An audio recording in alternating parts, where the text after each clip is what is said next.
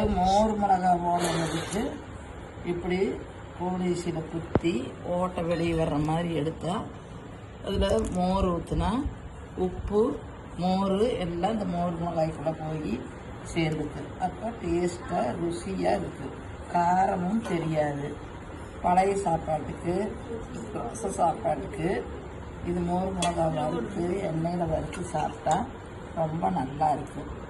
இப்படித்தான் மோர் மிளகா போடுறது. நம்ம மோர் மிளகாயை பெரிய மிளகாயாக இருந்தால் கீறி விட்டு கீறி விட்டு போடலாம்.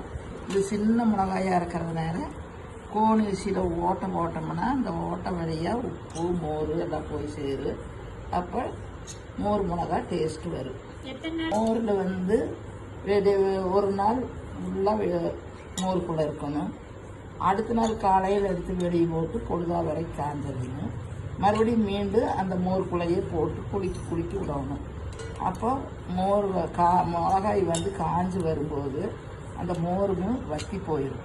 வத்த வரைக்கும் மோர் மிளகாயை உள்ளே போடணும். அப்புறம் மோர் இல்லாத போது நல்லா வரன்னு காய வரைக்கும் ஓட்டி எடுத்து கவர் பண்ணி வச்சுக்கலாம். 1 வருஷம் ஆனாலும் மோர் மிளகா கெடாது. எப்போ தேவையோ அப்போ எடுத்து போட்டு நம்ம சாப்பிட்டுக்கலாம்.